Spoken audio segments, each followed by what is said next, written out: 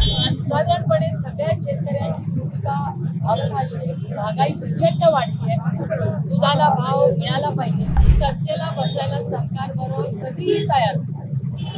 आमची सहकार्याची भूमिका आहे सरकार बरोबर.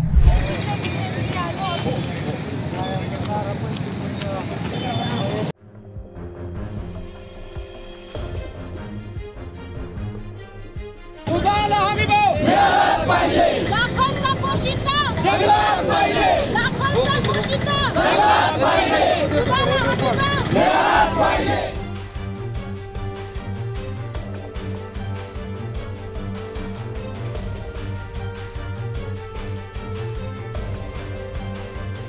या सगळ्यामध्ये महत्वाचा मुद्दा मागे पडला, शेतकऱ्याचे होणारे हाल.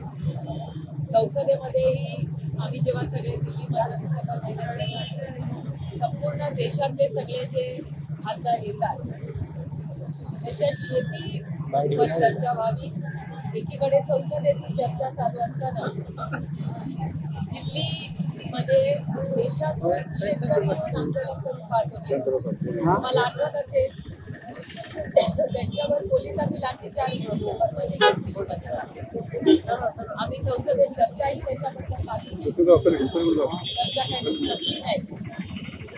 पण एक दुर्दैव आहे की शेतकऱ्यांबद्दल अतिशय उदासीन अशी भूमिका. एवढं मोठं मॅन्डेट म्हणजे एवढे मोठ्या संख्येने जेव्हा आमदार निवडून येतात, आमची एवढीच अपेक्षा होती, ठीक आहे आपण जिंकलात, शुभेच्छा आहे. सशक्त लोकशाहीमध्ये लोकांनी घेतलेला निर्णय आपण मान्य करायचा असतो, तो मान्य केला. पण 1.5-2 महिने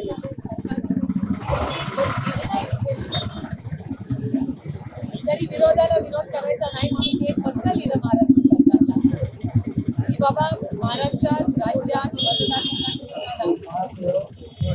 साधारणपणे सगळ्या शेतकऱ्यांची भूमिका अशी महागाई प्रचंड वाढते, दुधाला भाव मिळाला पाहिजे. सरकारने इलेक्शनला अनुदान दिलं होतं, ते नुसतं अनुदान एका वेळेवर येत नाही, उशिरा येतं आणि आलं तरी त्याच्यात आमचा खर्च निघत नाही. त्यामुळे अनुदान द्यायच्या ऐवजी आम्हाला भाव 40 रुपये लिटर सरकारने द्यावा अशी शेतकऱ्यांची त्याचा हिशोब करावा. आम्ही चर्चेला बसायला सरकार बरोबर कधीही तयार. आमची सहकार्याची भूमिका आहे सरकार बरोबर. पण सरकारने आम्हाला बोलवावं, शेतकऱ्यांना बोलवावं, शेतकऱ्यांकडून माहिती काढावी, निर्णय घ्यावा योग्य. पण सरकार दरबारी गेल्यावर आम्हाला पुन्हा न्याय मिळाला नाही, म्हणून आज रस्त्यावर जायची वेळ आली. शेतकऱ्यांनी हे स्वतःच्या खर्चाने करून आणले आणि त्याचं म्हणणे आम्हाला परवडत नाहीये. मोफत आमची मायबाप जगलेला ही कामाची भेट या शेतकऱ्यांनी घ्यायची. आंदोलन करताना अनेक वेळा आपण सांगतो दूध होती जाऊ, आमची भूमिका अन्नाला देव मानणारे लोक आहोत. हे अन्न म्हणजे देव आहे आपल्याला.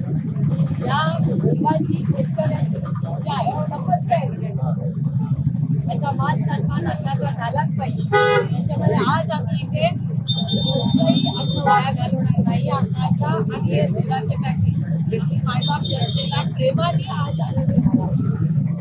त्याच्या मागे शेतकऱ्यांचे प्रचंड कष्ट आहे. आम्ही भाव मिळत नसल्यामुळे अन्ना नाही झाले. नैतिक जबाबदारी आज ही भूमिका आज महाराष्ट्राच्या